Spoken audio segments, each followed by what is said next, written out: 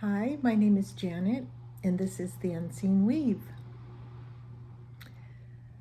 I have a very vulnerable share today. I want to share something that I've been doing for a week that I want to reveal about myself and talk about, share.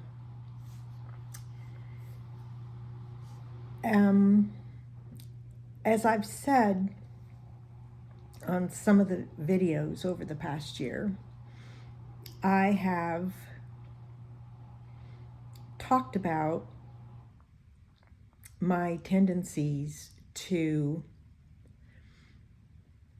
take my cues from other people on how they're perceiving me and adjusting myself so that they are more comfortable with me. And that one of my life challenges is fear of rejection. I think that's common for a lot of people, but I just want to admit that. I don't want to be ashamed of that. It's just, that's my lot in life. And so I've been trying to help myself and take responsibility for that. And so I've really been working on that. Well, and I always will.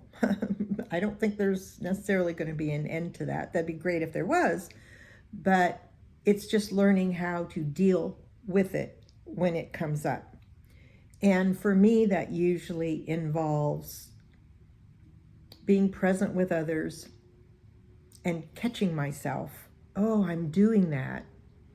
I'm wondering what I'm going to say. I'm checking their face for cues. I'm looking for agreement and those kinds of behaviors. Well, last week I was talking to some neighbors, and they have an infant about 10 months old. And I was saying hello to the infant. Hello, Alexander. And I was smiling, and Alexander was just big eyes, non-blinking, like a lot of infants. They just stare into your soul. He just kept staring at me.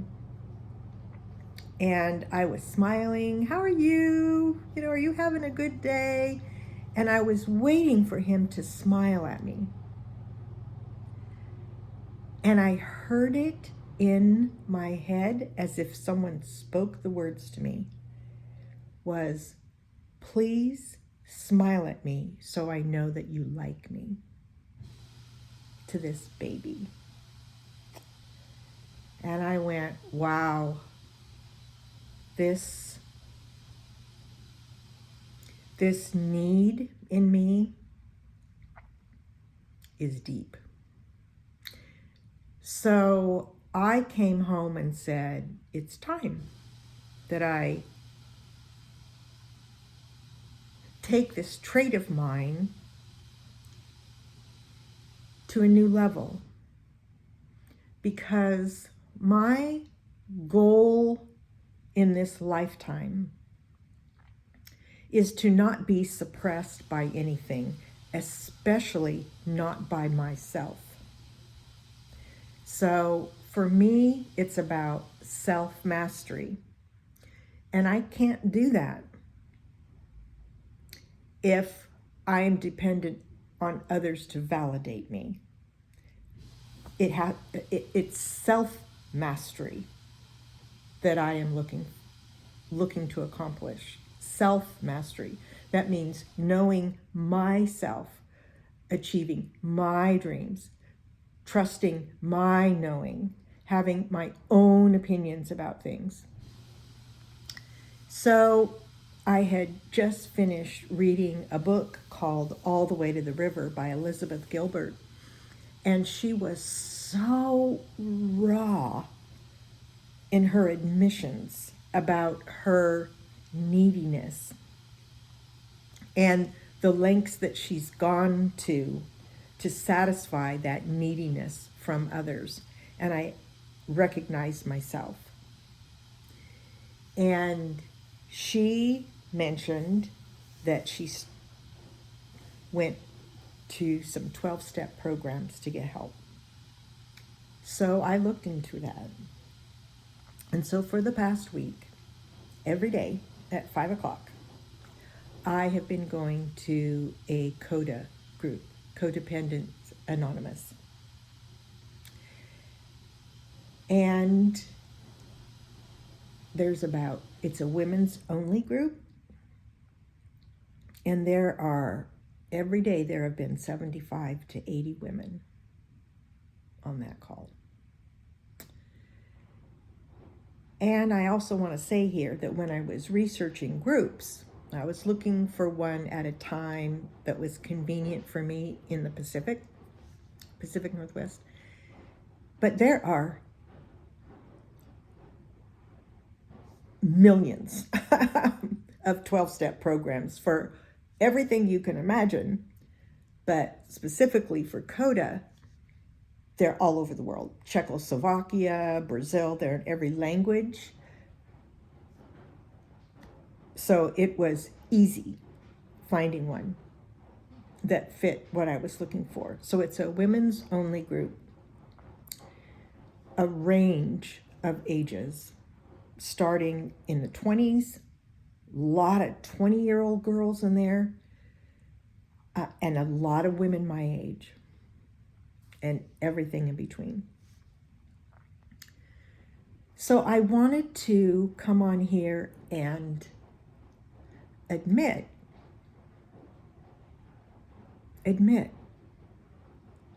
that I have these codependent tendencies. And I have found this group, I actually look forward to it. Because these women express what's inside of me that I haven't allowed myself to say yet.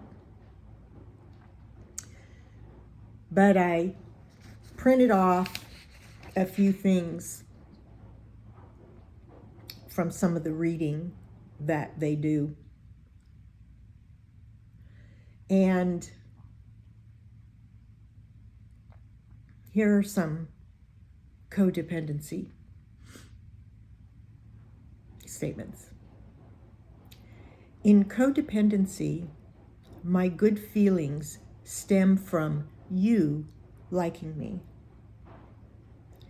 In recovery, my good feelings stem from me liking me.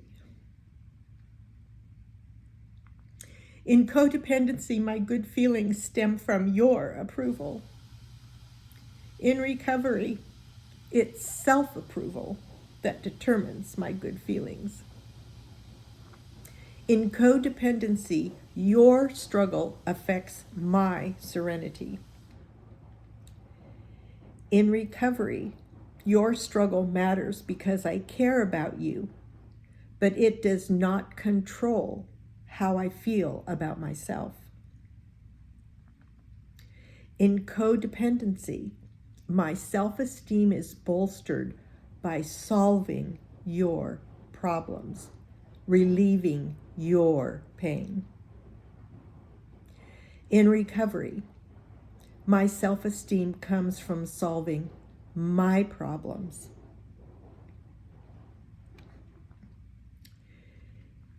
In codependency, my fear of your rejection determines what I say or do. In recovery, my commitment to strength, hope, and recovery determines what I say or do. In codependency, I'm afraid of your anger. It determines what I say or do. In recovery, I have no control over your anger, and it has no control over me. In codependency, I use giving as a way of feeling safe in our relationship. In recovery, I can still give because pleasing you pleases me, but I want to receive as well. And that two-way connection has nothing to do with safety or fear, etc. There's a lot more to that. There you have it. Tonight I spoke in the group for the first time.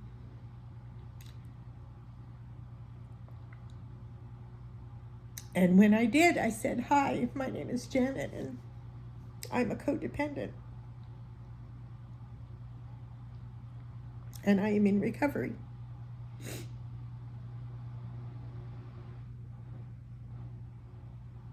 And I'm really glad that I found this group. And I'm really glad that I'm looking at this issue and providing a way of freedom for me. Because it's freedom. Freedom from these patterns. Freedom from these patterns. That's my share for today.